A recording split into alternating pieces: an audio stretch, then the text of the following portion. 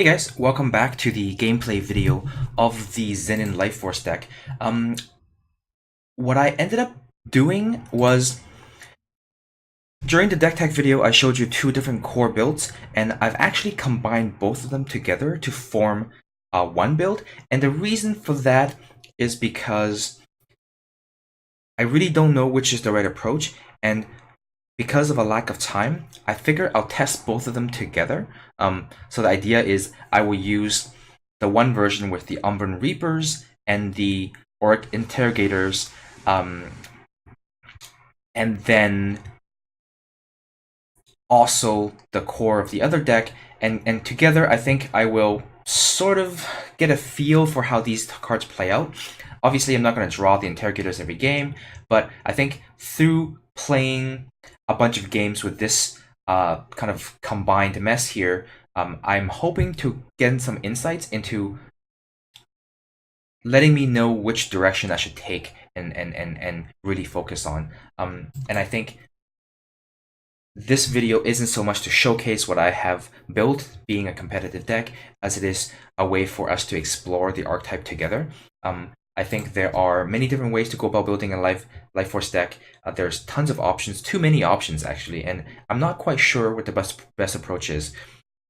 I have the core idea, but I don't have the fine tuning done, and so together we can do the testing and exploration together. I just said the word together like 5 times, didn't I? Alright, this hand is not good, especially when he's going first. First play being a 3-drop is pretty poor, and this deck doesn't have that many 1 and 2 drops, so I really would like to have one in my hand. Okay, so this is much better. Our late game is obviously weaker, but we do have a turn 1 and turn 3 play, and I think a turn 1 Sanctuary Priest goes a long way if my opponent happens to be playing an aggressive deck, and it looks like to me he is. So let's play this. Pyro Knight is not that big of a deal. I think I would, well, and also with this deck, I think I would trade with a Ronin, but maybe not with the Pyro Knight because Prax. Oh, okay, he doesn't give me the option. Okay, because Praxis aggro, I don't think is as fast maybe as the Stone Scar version or the Skycrack version, but I don't know. Maybe I'm wrong. Haven't played against Praxis aggro too much. Okay, we really do need to draw. Oh no, I have a really difficult time dealing with Dawnwalkers. I think I'm just gonna play out the Interrogator with the intention of blocking his Pyro Knight. Because putting the Xenan Initiation on it is really nice, but I can't killer either of these, and I'm just going to be taking more damage from it. So, oh, this is problematic. I'm taking quite a bit of damage. Oh wow, it's very aggressive. This is too fast. I think I'm going to lose this game now. Oh, this goes a long way.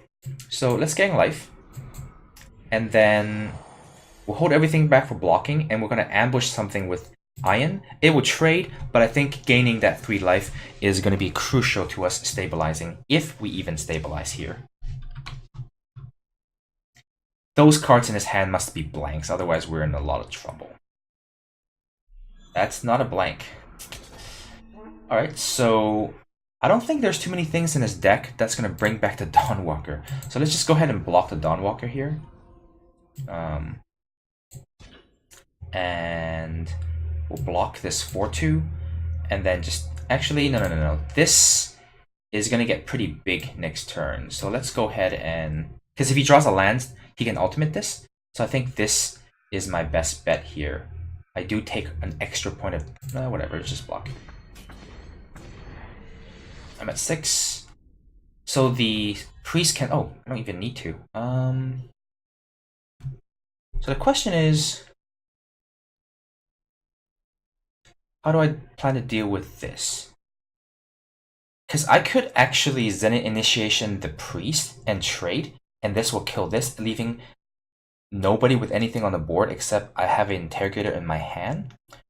Another option is to play the Interrogator, with the intention of blocking the Ronin with the Interrogator.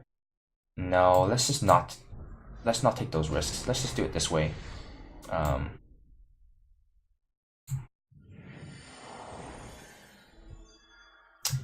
We'll see if he attacks into my Interrogator. If he attacks, I'll block. But this way, I think there's a chance that he doesn't attack. Oh no, oh man, what a mistake. I guess I should have killed it. Oh no! This has gone so wrong. Okay, so I am down to 3 life now because of getting greedy. But now I'm hoping all my life gain cards is gonna let me claw myself back into the game. I just need to draw like a devoted Theurge, for example. Maybe a Sanctuary Priest with a whole bunch of different lands. If I draw a couple lands, that'll be pretty good. I have to keep in mind though that he has a bunch of charge units in his deck, so we have to. Oh, I can't even play the Doom. Wait, hold on. If I play the Doom, I go to 2, and then I attack for 11, and then go to 1. You know what? Let's just do it. Because being at 2 life and 3 life is the same. I'm assuming any spell he has that can do damage to me directly is going to do at least 3. Being a torch is what I'm guessing. So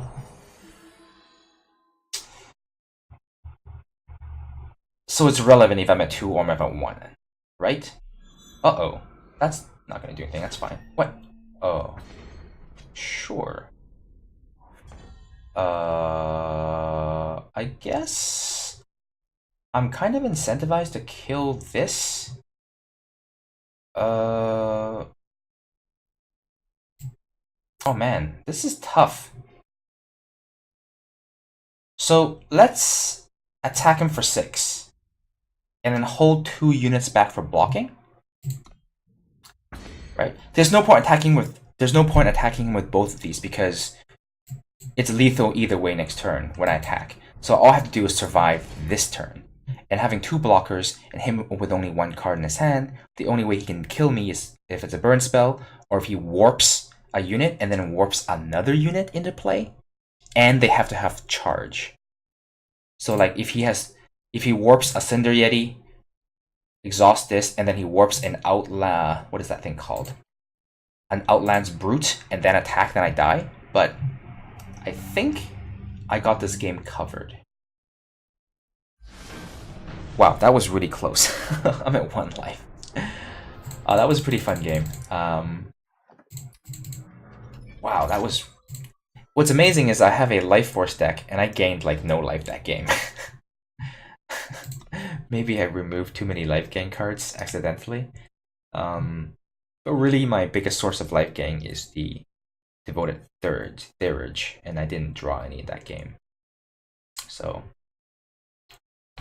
I think if I had not played the Impending Doom, the game would have been a lot riskier because I do need to end the game as quickly as possible because my opponent has presumably lots of burn. And I think a drawn-out game is definitely in my opponent's favor. Wow, this is a bad hand, so let's redraw that. This is also a really bad hand, but 2 Sabotage. Oh, this is a new card that I added.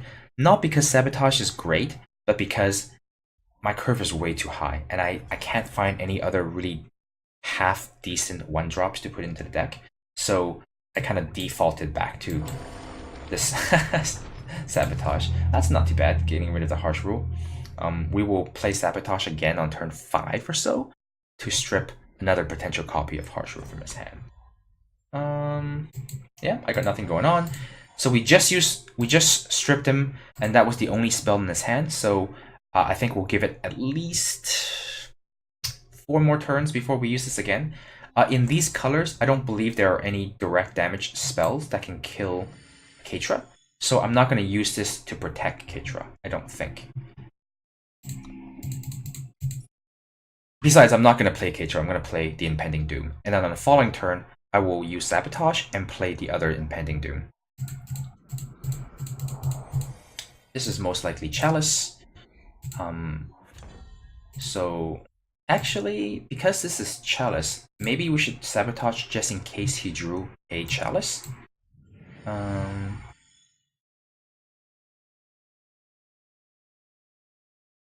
No, it's only been 3 turns. Whatever. I'd rather maximize the use of my mana and play a very powerful threat that ends the game in 5 turns than use the Sabotage and then not being able to use the other 3 remaining power, which is just a huge waste and a tempo loss. Because this way I can do 2 things next turn. I can play 2 spells, or one unit and 1 spell. So let's just go ahead and Sabotage him. Yeah, Alan's choice, perfect timing. Attack him for 5. Oh, that's fine, whatever. So the plan here now is to not play any more cards. We're going to ambush his Acolyte with the Ayan the Abductor, and then on the following turn play Katra, and then attack back and pump both units. So he should have no spells in his hand unless he drew another one. And he has no Chalice. So I think these are all lands or units, or power sources or units. That's problematic. I can't attack him anymore. Or at least I get to eat this. Oh no, my opponent's very careful. And he's not running into the Ayan here, so I think my opponent is definitely played this correctly. That kind of sucks. If I play Katra and attack into him, that doesn't even pump Katra enough to trade with his Lumen Defender. So I think at this point we're at a stalemate, and my opponent has a very powerful late game deck, so I really don't like when this game drags out. My hand is very powerful, but my opponent can be drawing some very powerful cards as well. If he has a Desert Marshal in his hand, then I have basically no way of hurting him. What I'm kind of hoping though is I attack him with my Impending Doom, he Desert Marshals it, and then just trades it for his Lumen Defender. I think that's the best case scenario. Or he just takes 5, whatever. But I think getting this Lumen Defender off the table is even better for me than... Oh no. So now I can't kill this at all. It's going to be a 1/8, and nothing that I have will tack through a 1/8. I have to just draw one of my removal spells. Oh, he's pumping himself. I think that's a mistake. That also tells me he doesn't have a Desert Marshal in his hand. So, if we draw a Sanctuary Priest, then I would like to play Katra, play Priest, and then immediate Life Force. But because we don't have any priests in our hand, and we would kind of like to move towards 9 mana to use this Ayan. So I'm just going to go ahead and play it. And I'm going to play one of the Katras in case we draw the Devoted Theurge or any kind of life gain that I can't play both together with Katra on the same turn. Otherwise, if that happens, then I just lose a turn for no reason. This, of course, exposes me to a harsh rule, but you know, we stripped him one already, and he's only drawn. Well, that's not true. We saw his hand on turn 5, so it's been 2 or 3 turns since we looked at his hand, and he hasn't drawn anything. So I don't mean he hasn't drawn anything. It's only been 2 or 3 turns. We're hoping he hasn't drawn anything, is what I meant to say. So now we're just gonna hold these in our hand. I don't feel the need to overextend at this point.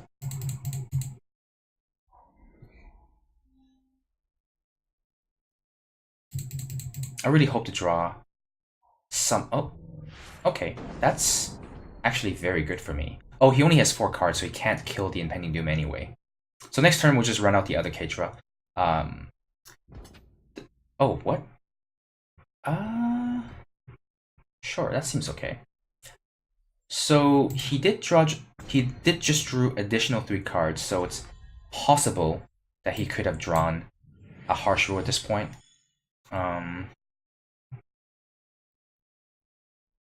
My question is, do I wait for the next 2 lands to use Ayan, or do I play Katra and just suicide the Ayan into him so I can grow my units a little bit? So I think the answer is I'm just going to go ahead and attack him for 5, because the other line of play loses an Ayan for no reason, and it exposes me to a harsh rule. And the Katra will only become a 4/4, and the 4/4 can't attack through either his combat healer or his Lumen Defender, so having a 4/4 in play is kind of pointless.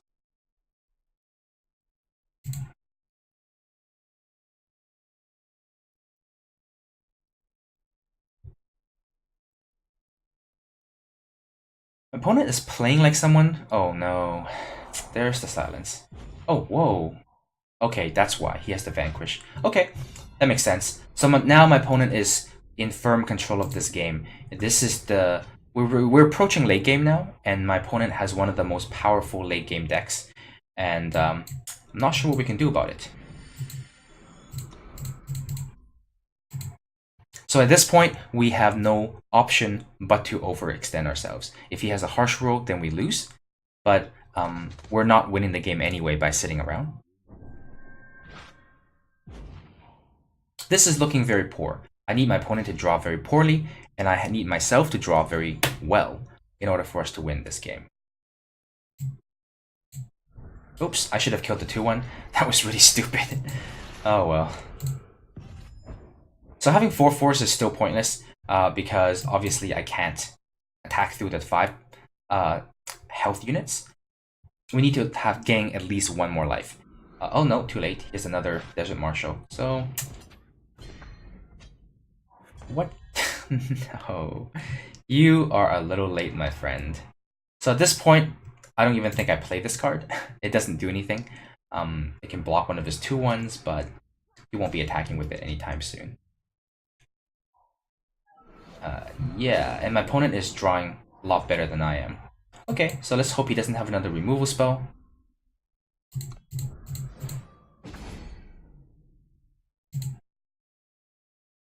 Three cards in hand. Those are probably not lands. I think he stopped playing lands at some point. Nope, never mind. Those are lands.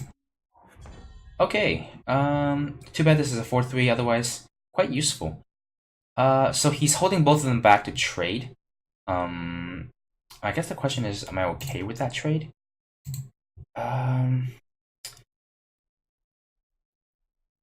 No, because if I trade with his 4/4, then he attacks me for 2 damage in the air per turn, whereas this is doing 1 damage to me a turn, but I'm holding back 6 power worth of flyers. Actually, another damage here, so he would have been doing 3 damage to me a turn. So holding this back does 1 damage to me per turn, but attacking with it results in him doing a lot more damage to me. So...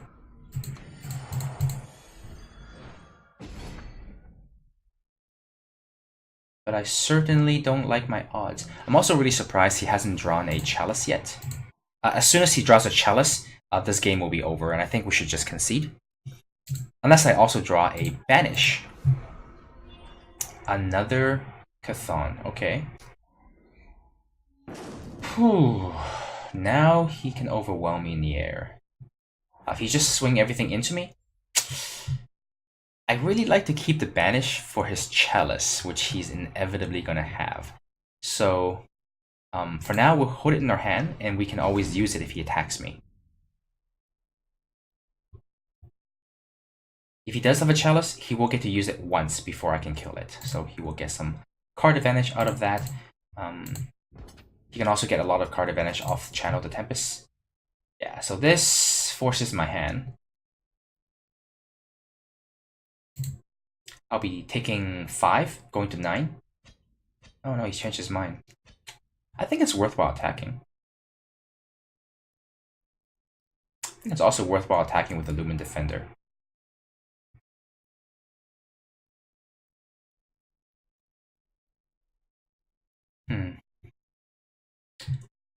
My opponent's board position is pretty overwhelming. I wonder why he's still hesitating. Let's just play this out there. He is continuing to overextend himself into the harsh rule, which leads me to think he doesn't have it, or at least if he uses it, it's not that great for him. So I do want more blockers.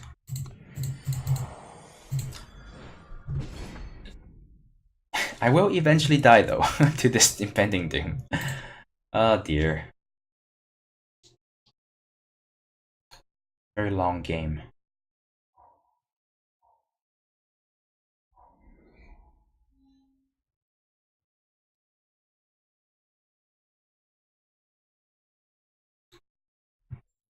Okay. Another Banish. It's not bad. If I attack, I can banish the 2/4/4s. He needs to block with everything to kill my Impending Doom. But if I attack and he doesn't block at all, then he swings back. I can kill 2 of the flyers, taking 5, going to 9. This is not a very good trade, so let's just wait one more turn. No! Well, at least he's not doing any more damage to me. But the bad news is, I'm gonna die very quickly here. For a life gain deck, I'm not getting a lot of life.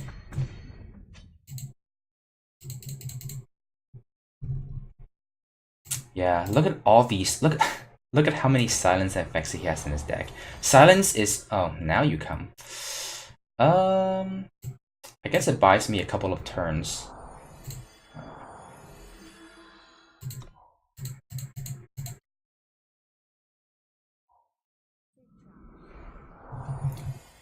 This is a game where I think the Slime Spitter Slug is at its finest. Too bad I removed those from my deck. Alright, I think I'm toast. What can I draw that would keep me into this game? I'm taking 6 this turn, going to 2. I do not believe there is a single card in this deck that I can draw to let me survive one more turn. I guess that does let me survive one more turn. No, I think to respect your time, I'm gonna concede this game, and instead of dragging this out for a couple more minutes, where I'm pretty sure my loss is my doom is inevitable. So I think this video is getting a little too long, so I will end it, and I will record the next game in a separate video. Thanks for watching, guys.